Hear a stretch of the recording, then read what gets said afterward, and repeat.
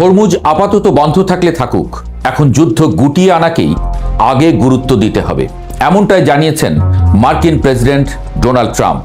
অর্থাৎ ইরান থেকে যেন এক প্রকার পালাতেই চাইছেন ট্রাম্প।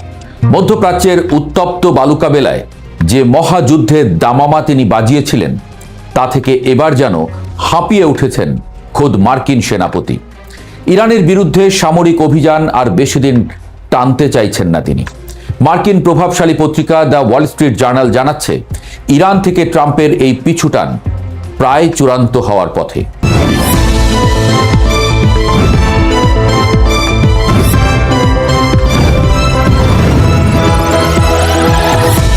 পত্রিকাটি বলছে, হরমুজ প্রণালীর বেশিরভাগ অংশ যদি অবরুদ্ধও থেকে যায়, তাও ইরানের বিরুদ্ধে মার্কিন সেনার অভিযান বন্ধ করতে তৈরি ট্রাম্প। কারণ এমন পরিস্থিতিতে হরমুজ প্রণালীতে তেহরানের নিয়ন্ত্রণ আরও বৃদ্ধি পেতে পারে। সেক্ষেত্রে এই জলপথকে পুনরায় খোলার জন্য ভবিষ্যতে ফের কোনো এক জটিল অভিযান শুরু করতে হতে পারে বলে জানানো হচ্ছে ওই প্রতিবেদনে। গত কয়েকদিন ধরেই বিভিন্ন মার্কিন সূত্রে দাবি করা হচ্ছে, এই সংঘাতকে আর বেশি দিন টানতে চাইছেন না ট্রাম্প। ইরানের সঙ্গে দ্রুত একটি সমঝোতায় আসতে চাইছেন তিনি। ট্রাম্পের সাম্প্রতিক কিছু বয়ান এবং হুমকিতেও সেই ইঙ্গিতই মিলেছে। আসলে ট্রাম্পের এই পিছুটানের পেছনে সবচেয়ে বড় যে কারণটি কাজ করছে, তা হল মার্কিন অর্থনীতির রক্তক্ষরণ। যুদ্ধবাজ তকমা গায়ে মেখে মধ্যপ্রাচ্যে আধিপত্য দেখাতে গিয়ে ট্রাম্প এখন খোদ নিজের দেশের সাধারণ মানুষের তোপের মুখে পড়েছেন। যুক্তরাষ্ট্রে জ্বালানি তেলের দাম এখন গত 4 বছরের মধ্যে সর্বোচ্চ পর্যায়ে পৌঁছে গেছে। সিএনএনের তথ্য অনুযায়ী যুক্তরাষ্ট্রের পাম্পগুলোতে এখন প্রতি গ্যালন তেলের গড় দাম $4 গিয়ে ঠেকেছে, বাংলাদেশি টাকায় যা প্রায় 493 টাকা।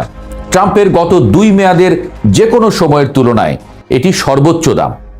যুদ্ধের ময়দানে ইরানের তেল স্থাপনা বা হরমুজ প্রণালী নিয়ে যত বেশি উত্তেজনা বাড়ছে, মার্কিনিরা তত বেশি দিশেহারা হয়ে পড়ছেন। ডোনাল্ড ট্রাম্প এখন ভালো করেই বুঝতে পারছেন, মধ্যপ্রাচ্যে ইরানকে শায়েস্তা করার চেয়ে নভেম্বরের নির্বাচনে বা নিজের গদি রক্ষায় সাধারণ মানুষের পকেট বাঁচানো তার জন্য বেশি জরুরি। গ্যালন প্রতি $4 দাম মানেই আমেরিকানদের মধ্যে ক্ষোভের বারুদ জমা হওয়া, যা যে কোনো সময় ট্রাম্পের গদি উড়িয়ে দিতে পারে। ওদিকে হোয়াইট হাউস যখন দাবি করছে যে তারা ইরানি জলসীমায় কূটনৈতিক বিজয় হাসিল করেছে, তখন বাস্তব চিত্র ভিন্ন কথা বলছে।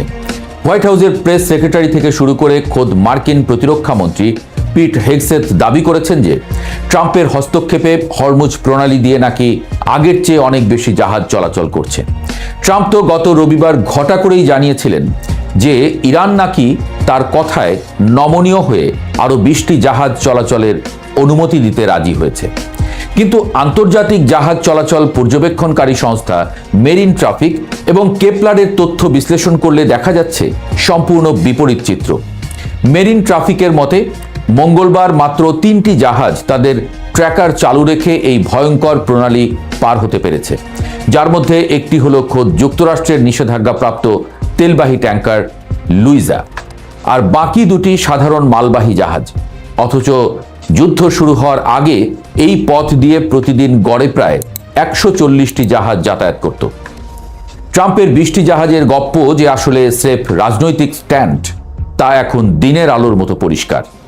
যুক্তরাষ্ট্রের পরাশক্তি হওয়ার দম্ভ মাটিতে মিশিয়ে তেহরান আসলে এই অঞ্চলে সিগন্যাল জ্যামিংয়ের এক অদৃশ্য দেয়াল তৈরি করে রেখেছে বলে মত বিশ্লেষকদের। যুদ্ধের ময়দানে প্রযুক্তিগতভাবে নিজেদের শ্রেষ্ঠ দাবি করা আমেরিকা এখন সাগরে হন্যে হয়ে জাহাজ খুঁজছে। কেপলারের তথ্য বলছে, গত কয়েকদিনেও জাহাজ চলাচলের সংখ্যা ছিল একদম নগণ্য। সোমবার মাত্র 4টি আর গত রবিবার 6টি জাহাজ পার হয়েছে। অথচ ট্রাম্প প্রশাসন প্রচার করছে যে সমুদ্রপথ সচল। পশ্চিমা বিশ্লেষকরা বলছেন, ইরান আন্তর্জাতিক তেল সরবরাহের এই 20% জলপথকে জিম্মি করে বিশ্ব অর্থনীতিকে এক প্রকার দড়ির উপরে দাঁড় করিয়ে দিয়েছে। ট্রাম্প যখন দেখছেন তার ম্যাক্সিমাম প্রেশার নীতি কোনো কাজেই আসছে না এবং উল্টো বৈশ্বিক সরবরাহ ব্যবস্থা ভেঙে পড়ছে, তখন তিনি যুদ্ধ গুটিয়ে নেওয়ার জন্য অজুহাত খুঁজছেন। তার কাছে এখন হার স্বীকার করার চেয়ে কূটনৈতিক বিজয় নাম দিয়ে পালিয়ে আসাটাই যেন শ্রেয় মনে হচ্ছে। এর মধ্যেই মরার উপর খাড়ার ঘা হয়ে দাঁড়িয়েছে ইরানের ইসলামিক রেভলিউশনারি গার্ড কোর বা IRGCর এক ভয়ঙ্কর হুঁশিয়ারি। ইরান এবার কেবল মার্কিন সামরিক ঘাঁটি নয়, খোদ আমেরিকার অর্থনৈতিক মেরুদণ্ড হিসেবে পরিচিত প্রযুক্তি প্রতিষ্ঠানগুলোকে লক্ষ্যবস্তু করার ঘোষণা দিয়েছে। তাসনিম নিউজ এজেন্সি জানিয়েছে, আইআরজিসি স্পষ্ট করে বলেছে যে গুগল, মেটা, অ্যাপল, বোয়িং এবং টেসলার মতো 15টি মার্কিন প্রযুক্তি প্রতিষ্ঠান এখন থেকে তাদের বৈধ লক্ষ্যবস্তু। তাদের দাবি, এই প্রতিষ্ঠানগুলোই মূলত লক্ষ্যবস্তু নির্ধারণ এবং নজরদারির জন্য এআই এবং আইসিটি প্রযুক্তি ব্যবহার করে পেন্টাগনকে সহায়তা করছে। বুধবার রাত 8টার মধ্যে এই প্রতিষ্ঠানগুলোর কর্মী এবং আশেপাশের বেসামরিক মানুষকে এলাকা ছাড়ার আলটিমেটাম দিয়েছে ইরান।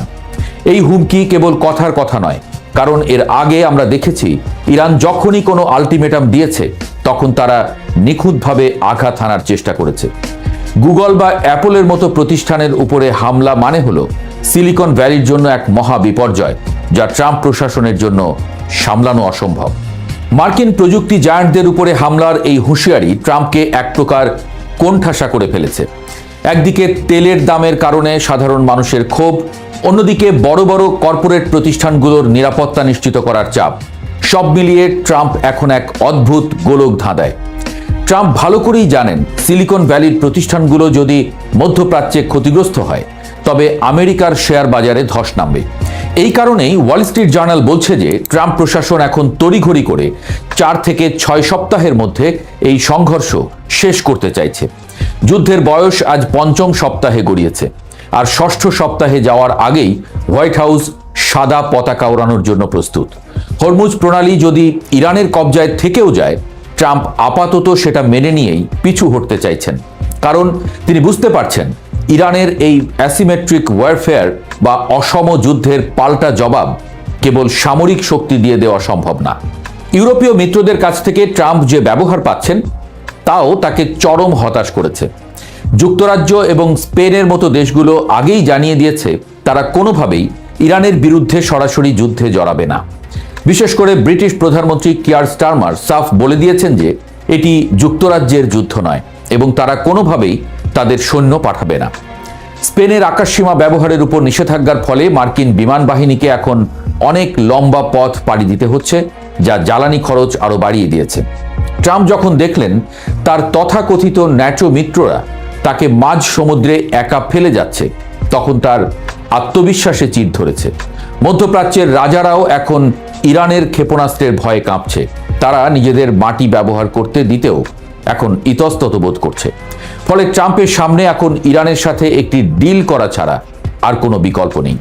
ইরানের রণকৌশল কেবল যুদ্ধের ময়দানে সীমাবদ্ধ নেই, তারা ডোনাল্ড ট্রাম্পের তাসের ঘরটি ভেঙে দিয়েছে অর্থনৈতিক এবং মনস্তাত্ত্বিক ফ্রন্টেও।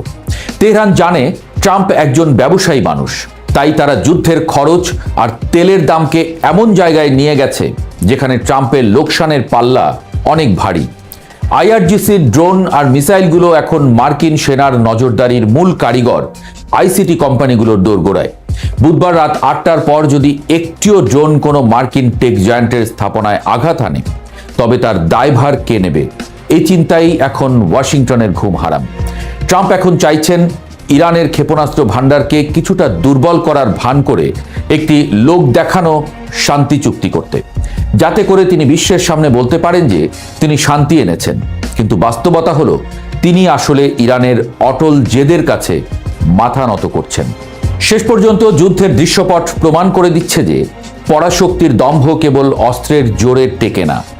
ইরান দেখিয়ে দিয়েছে যে তারা কেবল একটি আঞ্চলিক শক্তি নয়, উল্টো বিশ্ব অর্থনীতিকে নিয়ন্ত্রণ করার ক্ষমতা রাখে। ট্রাম্পের পিছুটান, জ্বালানি তেলের আকাশ ছোঁয়া দাম এবং মার্কিন প্রযুক্তি প্রতিষ্ঠানের উপরে হামলার হুমকি, সব মিলিয়ে ওয়াশিংটন এখন একটি ঐতিহাসিক পরাজয়ের মুখে। ট্রাম্প কি পারবেন এই চোরাবালি থেকে নিজেকে বের করে আনতে, নাকি ইতিহাসের পাতায় তার নাম লেখা থাকবে এমন এক প্রেসিডেন্ট হিসেবে যিনি মধ্যপ্রাচ্যে আধিপত্য দেখাতে গিয়ে নিজের দেশের অর্থনীতিকেই ধ্বংস করে দিয়ে পালিয়েছেন? উত্তরটা হয়তো আগামী কয়েক সপ্তাহের মধ্যে পাওয়া যাবে। তবে আপাতত এটা বলাই যায়, ইরান থেকে এক গাদা দুঃখ নিয়ে ফিরতে হচ্ছে ট্রাম্পকে।